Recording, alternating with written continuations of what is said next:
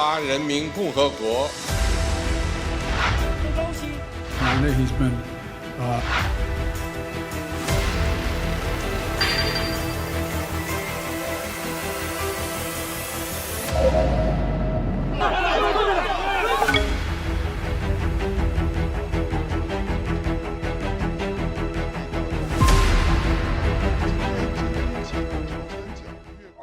네, 본격적인 이야기 앞서서 지금 따끈따끈하게 중국에 다녀오신 우리 박승찬 교수 제 옆에 앉아 계십니다. 언제 다녀오셨어요? 지금 오늘 녹화 기준으로 네. 38시간 전에 도착했습니다. 그렇습니까? 이틀이 안 됐군요. 네. 네. 며칠 정도 따끈따끈 계셨습니까? 식기 전에 빨리 이야기를 해야 될 것 같습니다. 네, 며칠 정도 계셨습니까? 한 열흘 정도를 정말 강행군을 했습니다. 그래서 제가 그걸 가서 이제 부동산 이슈, 그다음에 중국 경제를 이야기할 때 가장 큰 부분이 소비 신뢰 이슈거든요. 이게 진짜 어떤지 그것을 한번 좀 보고, 그다음에 젊은 MZ 세대들 네. 그 이제 인터뷰도 좀 하고. 네. 일단 그때 가신 이유가 시기를 그걸 맞춰서 가셨는지 모르겠지만 대만 총통 선거 직후에 가신 거지 않습니까? 네. 그래서 그 분위기라는 게 바로 느껴졌을 텐데 그럼요. 어땠습니까? 이게 예를 들면 제가 이제 있을 때 어떤 일이 있었냐면 이제 대만 총통 선거 15일 날로 다음 날인가 그 남태평양의 섬나라죠. 이게 나우루 공화국하고 네. 외교 관계를 다시 복원을 했어요. 그 왕이 외교부장하고 나우루 공화국 외교부장하고 사인도 하고 이제 인터뷰도 하는 게 계속 나옵니다. 뭐 나우루 외교부장도 그런 말이야. 지지한다. 앞으로는 대만하고 여러 가지 공식적인 채널은 대화를 하지 않겠다. 네. 생각을 해보십시오. 이 나우루 공화국 인구 한 10,000명밖에 안 됩니다. 근데 14억이나 되는 데서 10,000명밖에 안 되는 이 섬나라고 했는데 그걸 왜 계속 틀어주겠습니까? 그러니까 대만 사람들한테 여러 가지로 이제 압박을 가하는 거죠. 정대진 교수님 어떻게 보셨습니까? 재밌게 잘 봤고요. 그러니까 재밌었어요? 예상했던 결과였기 때문에 생각만큼 리스크가 많이 발생하진 않겠다라고 조금 안심하기도 했습니다. 네. 라이칭도가 되면 어쨌든 지금 차이잉원의 정책을 좀 계승을 해가지고 네. 지금의 긴장 관계보다 낮아진다라고 이제 많은 사람들이 보진 않잖아요, 지금. 그렇죠. 그래서 긴장 관계가 미중 갈등 속에서 어쨌든 유지되거나 조금 높아질 거다라고 하는 건데 알고 있는 거기 때문에 네. 오히려 리스크 관리가 좀 가능한 거죠. 제가 이걸 느낀 것은 네. 중국 본토 입장에서는 이 선거 결과 그렇게 나쁘진 않다. 그렇게 나쁘지 않습니까? 투표 격차가 워낙 줄어들었기 때문에 뭐 그 전에 차잉원 1기 때 300만 표, 2기 때 260만 표, 이번에 90만 표. 그렇죠? 그다음에 우리가 국민당하고 민중당 표가 많이 가져갔기 때문에 이거 조금만 더 흔들면 된다. 나쁘지 않다라는 생각을 가지고 있다. 조금 더 흔들리면 돼요. 그래서 그러니까 이겼지만 완벽하게 이긴 게 아니기 때문에 중국 입장에서는 해볼만 한데 표가 보여주잖아요. 조금만 더 할 수 있다면 아까 말씀드렸다. 외교적인 부분에서 지금 12개 남았는데 어떤 변화가 있을지 모르겠죠. 네. 12개 나라를 계속 간접적 압박을 하겠죠. 동시에 내부적으로 자꾸 이제 분열을 시켜야 되는 것들. 그래서 경제 얘기를 조금 해볼게요. 왜냐하면 최근에 이제 우리나라 국내 뉴스도 그렇고 뭐 블룸버그 이런 통신에서도 그렇고 이제 중국 경제가 흔들리는 것이냐 아니면은 뭐 나쁘지 않게 가는 것이냐 실제 살펴본 이 어떤 경제 상황? 자, 어떻게 일단은 보시나요? 제가 이번에 출장 간 게 3가지 이유 때문에 갔습니다. 첫 번째, 이 소비 심리 지수가 정말 이렇게 얼어붙었냐? 두 번째가 이제 부동산. 그래서 가격 체크도 한번 해보고 전반적인 부분에서 어떻게 이제 거래가 일어난지도 현장을 한번 직접 봤고요. 세 번째가 이제 이 제조업들, 이 민영 경제. 네. 지금 GDP의 가장 중요한 부분들이 민영 경제가 재투자를 해줘야지만, 투자를 해줘야지만 일자리가 만들어지고, 일자리가 만들어져야지만 그 사람이 돈을 쓰는데 이게 정말 계속 지금 악순환으로 흘러가고 있기 때문에 민영 경제, 특히 제조 부분에서의 심각한 정도가 어느 정도이냐, 요 세 개를 정말 보러 갔는데 결론적으로 말씀드리면 좋지 않다. 좋지 않다. 그런데 지금 우리 지금 국내에서 이야기하는 뭐 중국 경제가 앞에서 인트로에서 나왔는데 중국 경제가 꼬꾸라진다. 중국 경제가 붕괴가 된다. 그러니까 이런 식으로 접근하면 결국 그 화살은 우리한테 돌아오게 됐다라는 겁니다. 일단 그 수치부터 조금 얘기를 해보고 싶은데 2023년, 그러니까 지난해죠. 중국 경제 성장률이 5.2%예요. 원래 작년에 중국이 내세웠던 성장률 목표치가 뭐 5.0% 안팎이라 그랬는데 맞아요. 그거보다 지금 높게 나왔죠. 수치만 놓고 보면 이거는 절대 나쁘다고는 할 수 없죠. 근데 이게 그 코로나19 침체 속에서 회복되는 그 효과가 있었기 때문에 사실은 성장률이 굉장히 올라갈 수 있었던 건데 교수님 말씀하셨던 그 물가 문제 그리고 그 소비자 심리 그러니까 이게 디플레 우려가 제일 심각하다 이렇게 포브스 같은 데서는 그렇게 분석을 했던데 소매 판매율 계속 둔화되고 있고 그다음에 주택 가격은 보니까 작년 12월까지 6개월 연속으로 하락세인 거 그런 것도 있고 그다음에 지금 증시도 그렇게 좋지 않고요. 또 뭐 위안화도 약세이고 네. 그다음에 생산자 물가는 뭐 더 심각해서 보니까 작년 12월까지 15개월 연속 하락세였더라고요. 결국은 중국의 저가 공세, 그다음에 그 저가 공세의 원인이 되는 거는 중국의 과잉 생산. 그 과잉 생산의 원인이 되는 거는 중국이 시장 논리보다는 중국 공산당이 이렇게 투자 우선순위 결정해서 했던 거.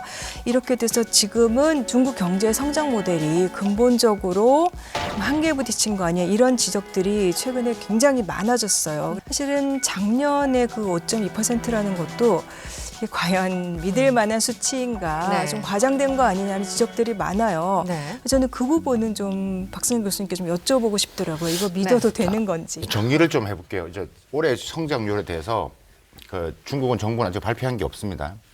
그러면 중국 경제 성장률 전망치를 언제 발표했냐면 3월 초에 전인대에서 중국에서 양회라고 그러거든요. 네네. 전인대에서 총리가 이제 올해 전망치를 발표를 합니다. 그래서 모든 관점이 거기 있는데 그럼 제가 한번 전망을 해볼게요. 작년에 했던 것처럼 5% 내외를 하려고 할 것입니다. 중국은 1%가 한 250만 명의 고용 유발 개수 효과가 있습니다. 250만. 네, 250만 명. 네. 결국 일자리는 중국 공산당의 리더십입니다. 네네.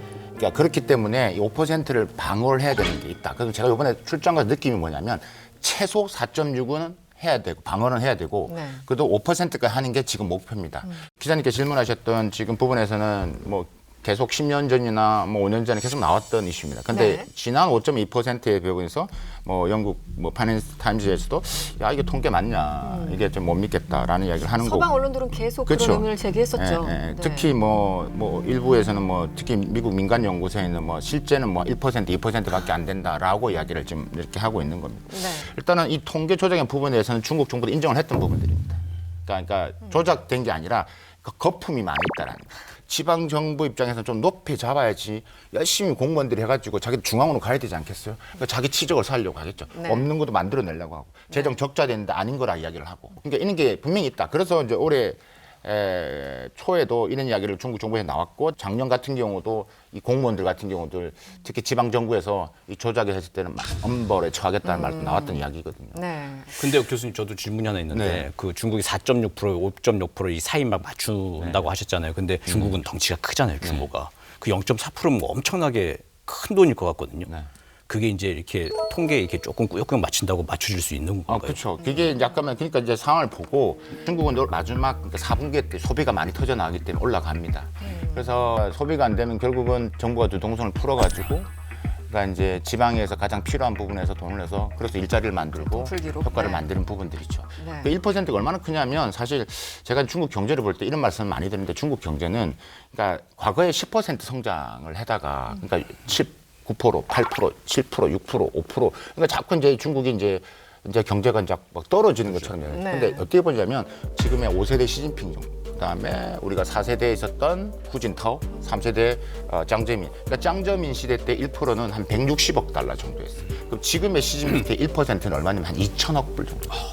그러니까 꼭 경제 성장을 보게 돼서 이 성장의 규모를 크기를 좀 볼 필요는 있다. 그런데 서민들의 삶이 어떤가가 궁금해서 네. 그 부분에 초점을 맞춰 좀 질문을 드리고 싶어요. 네, 네, 네. 그 중에서 이제 대표적인 어떤 지표가 가계 부채일 수 있는데 우리나라도 이제 GDP 대비 뭐 100% 넘은 지 이미 오래여서 가계 부채 수준이 OECD에서 상위권을 차지하고 있습니다. 우리나라 가계 부채는 정말 심각하죠. 그런데 중국 상황은 어떤지도 궁금합니다. 이제 아시다시피 알리바바라든가 이제 찐둥닷컴이라든가 아니면 핀도도 같은 이런 플랫폼들 통해서 이제 소액 대출 네.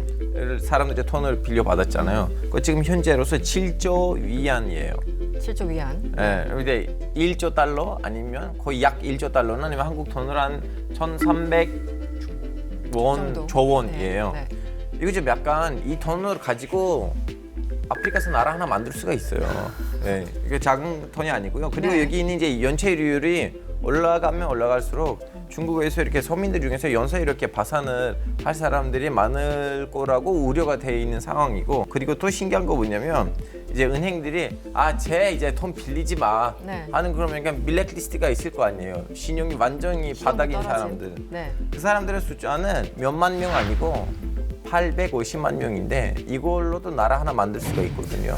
중국은 워낙 규모가 크다 보니까 네. 이게 숫자들이 사실 가계부채 제가 심각하다는 이야기는 제가 한 칼럼을 쓰면 2년 전부터 계속 이야기를 했었거든요. 왜냐하면 너무 많은 사람 빚을 내고 집을 샀다는 이야기죠. 네네. 중국인들이 대부분의 자산이 한 60% 이상이 다 부동산에 맞물려 있기 때문에 부동산 가격이 떨어지면 자산 가격이 떨어질 수밖에 없잖아요. 대부분이 이제 그렇다 보니 가계부채가 지금 하나의 큰 이슈가로 좀 나오고는 있다. 근데 지금 이게 미국과 뭐 예를 들면 일본과 비교를 했을 때보다는 아직까지는 괜찮다라고 이제 보여지고 중국에서 네 마리에 우리가 회색 코뿔소라고 하죠. 그러니까 지금 문제점을 알고 있는데 해결을 못 하고 있는 그래서 회색 코뿔소라 네 가지를 이야기를 합니다. 그러니까 첫 번째가 우리가 말한 제조기업 부채, 우리 특히 국영기업들, 그 다음에 부동산 버블, 세 번째가 우리가 이야기하는 그림자 금융, 네 번째가 이제 지방 정부 부채. 그러니까 가계 부채는 들어가지가 않았던 부분들인 거거든요. 근데 이게 근데 가계 부채를 좀 높게 보는 이유는 아까 이 부동산에 맞물려서 이게 늘어났고 돈을 갚아야 되는데 네. 중국에 지금 은행에 잠자고 있는 돈이 사람들이 지금 소비를 불안해서 안 쓰고 있는 돈이 한 우리 돈으로 했다 한 2경 한 5천조 정도 됩니다. 2경 5천조 정도.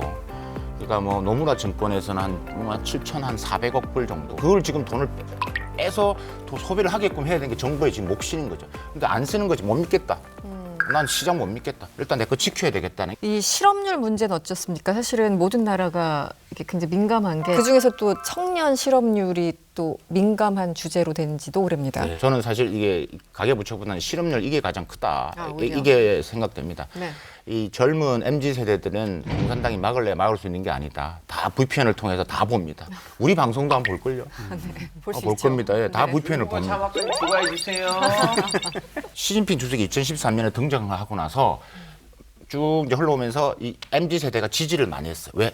시진핑가 올라오고 나서 인건비가 올랐다는 이야기죠. 특히 우리가 말 IT, 그다음에 플랫폼 기업들, 이런 ICT 이런 기업들의 인건비가 계속 올랐던 것들이죠. 그러면서 그런데 잘 가다가 갑자기 이 시진핑 정부에서 공동 부유라는 걸 이야기를 해요. 네, 네. 우리가 오늘 제 타이틀에서 봤던 것처럼 부자 중국, 가난한 중국. 그러니까 이게 중국 입장에서 풀어야 되는 것들이에요. 격차가 너무 크다는 거지. 그러니까 공동 부유라는 좀 말이 안 되는 이걸 들고 나옵니다.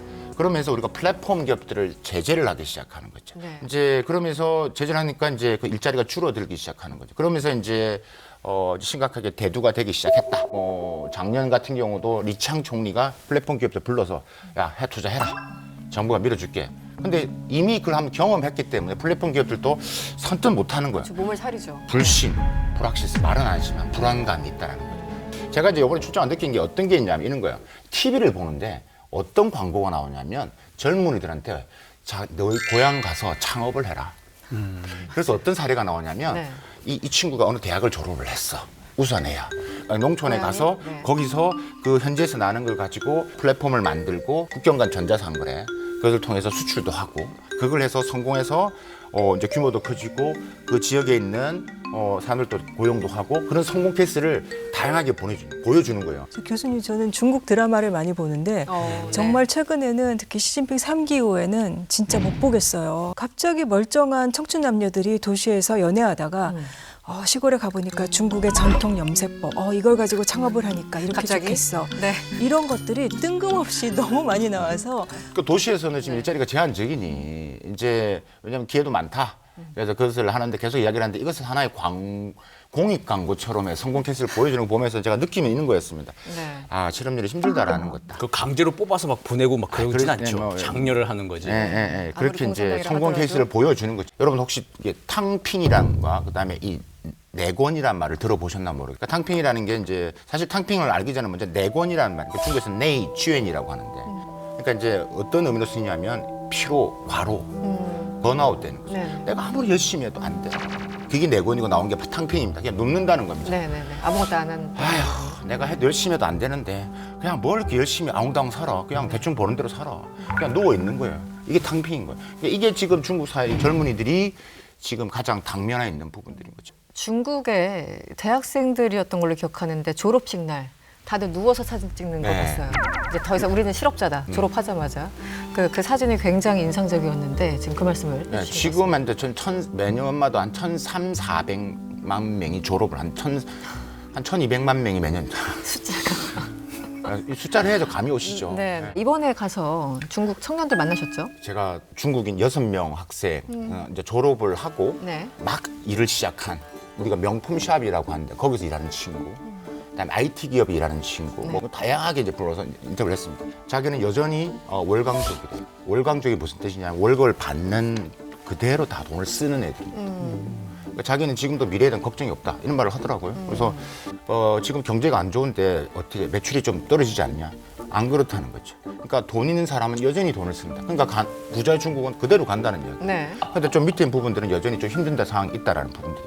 이번에 만난 느끼면 그래도 우리가 소비가 뭐 그래도 회복은 되고 있다. 회복은 되고 있고 아직까지 젊은 세대는 소비의 양극화는 분명히 일어나고 있고 명품샵을 아까 말씀을 드렸지만 일반적인 매장에도 뭐 미국 좀 저가 브랜드, 패션 브랜드 같은 여전히 사람들이 많은 것좀 제가 현장에서 봤고 한 3년쯤이었습니까? 이제 뉴스에서 한참 소위 중국의 빈곤층이 뭐 6억이다. 또 숫자가 굉장히 커지죠. 네. 최근에는 10억이 빈곤층이다. 이런 기사도 본 것 같아요. 실제 어떻습니까? 그런 식으로 비유적인 표현이겠죠. 그렇게 쓰는 걸 봤는데 그러니까 사실 지난 한 세대에 걸쳐서 전 세계에서 극빈층이 굉장히 많이 줄어들었어요. 그 이유는 중국의 경제 성장을 했기 때문이고 그래서 사실 이 중국의 성장이라는 게 이제 세계 인류의 거의 한 5분의 1 정도를 더 잘 살게 만들어준 거다라고 얘기를 하잖아요. 그 경제 개혁 개방의 성과를 결코 과소평가할 일은 아니에요. 근데 만약에 그러면 6억 명이 빈곤층이고 10억 명이 빈곤층이면 중국 인구가 그럼 14억 명인데 세계은행에서 이 중위소득 국가 수준, 그러니까 이런 경우에는 대체로 하루에 한 우리 돈으로 한 9천 원 정도, 한 6.85달러 이 정도 이하로 살아가는 사람들을 빈곤층으로 분류를 합니다. 그러면 이 기준에 맞춰서 보면 중국의 빈곤율이 2023년에도 한 17% 정도 되더라고요. 그러니까 많이 중국이 발전했고 대체로 다 소득 수준이 올라갔긴 했지만 역시 규모가 크다 보니까 네. 14억 인구 중에서 뭐 17%, 18% 그러면 여전히 2억 5천만 명이 좀 가난하다. 여전히 생활 여건이 굉장히 개선돼야 되는 사람들이다. 이런 결론이 나오는 거죠. 저는 우리 기자님 말씀에 100% 동의합니다. 이게 빈곤층이란 말보다는 저소득층이 맞는 거죠. 네, 네. 그러니까 리커창 총리가 돌아가시기 전에 그러니까 2020년도 5월 달에 유명한 말이죠. 6억 명의 저소득층이 있다. 그러니까 이제 이 부분에서는 그만큼 아직까지 이 격차, 동서 간의 격차, 빈부 간의 격차, 도농 간의 격차가 있습니다. 네, 네. 그러니까 이 격차를 해결하지 않으면 안 된다고 했던 게 리커창 총리예요. 중국의 도시화율이요 한 68% 정도 됩니다. 그러니까 68%면 8억 이상 되는 사람이 네네. 도시 살고 있다는 이야기예요. 그러네요. 네. 1인당 GDP가 지금 작년 기준에 했을 때 뭐 한 13,000불 정도 있기 때문에 지금 10억 명이 지금 뭐 이게 뭐 빈곤층이다 이런 부분에서는 너무 이제 자극적으로 표현하지 과장됐다. 않을까. 여기 계신 분들께 지금 중국 경제 어떻게 생각을 하시는지 그리고 중국 경제 어떻게 가야 된다고 보시는지 각자의 생각을 한마디씩 제가 부탁을 드릴까요? 저는 착하고 바른 부자 이웃이 있는 게 낫다라고 생각을 합니다. 착하고 바른 부자 부자 이웃. 이웃. 네, 어떤 그렇죠. 맥락인가요? 그러니까 옆집이 잘 살아야 내 물건 탐하지 않을 거 아니에요. 네네. 근데 이제 부자여도 탐욕이 넘쳐가지고 내 것까지 먹으려고 막 그러면은 네. 그 최근 몇 년간에 우리가 좀 중국에 대해 하고 있는 감정이 어쨌든 조금은 안 좋잖아요. 안 좋죠. 네. 네. 그래서 좀 중국이 좀 이렇게 패권을 좀 이렇게 부리려고 하는 모습들 그런 거에 감정이 좀 안 좋은데 그런 맥락에서 중국의 경제적 부를 이루고 저쪽 실크로드까지 까우티에 고속철도 놓고 해야 우리도 관광 가고 그래 좋아요. 네. 우리가 다 놀 거 아니잖아요. 근데 네. 그렇게 좀 부자로 계속 좀 발전하는데 착하고 바르게 좀 같이 잘 지낼 수 있는 부자 이웃, 안정적인. 네, 그런 부자 이웃 나라가 되면 좋겠다. 네. 그런 생각을 합니다. 알겠습니다. 그러니까 뭐 중국이 우리의 최대 교역 파트너 중에 하나다. 홍콩까지 치면은 이제 통계를 따로 잡기 때문에 홍콩까지 치면은 거의 절반이 우리 상대는 중국입니다. 그래서 우리가 이렇게 쉽게 뭐 협중 이런 걸로 가기 참 쉽죠. 네, 그런데 네. 지금 정 교수님께서 지적하셨지만 이웃이 잘 돼야 우리 먹도 커집니다. 어떻게 보면 그걸 다 우리가 위안으로 삼는 것 같아요. 아, 중국이 안 되니까 기분이 너무 좋아.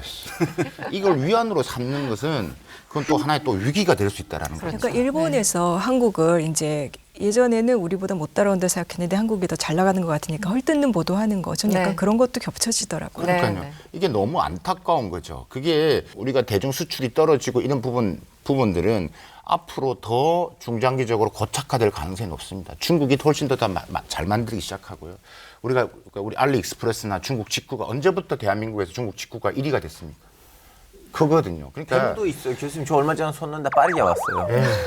그렇기 때문에 우리가 그게 위기로 다가올 수 있기 때문에 우리나라 옆에 있는 중국 경제가 어떻게 변화되고 있는 그 알맹이를 보면서 우리가 전략을 짜야 됩니다. 네, 알겠습니다. 지난 수십 년간 놀라운 성장을 보이던 세계 경제 기둥의 한 축이죠. 바로 중국입니다. 중국 경제에 대해서 알아봤는데요. 감정적으로 바라보고 비난만 하는 것은 참 쉬운 일입니다. 정말 어려운 건 냉철하게 판단하는 일이죠. 냉철하게 판단해야지 거기에 맞는 우리의 대비책이 나올 것이 아닌가 싶습니다.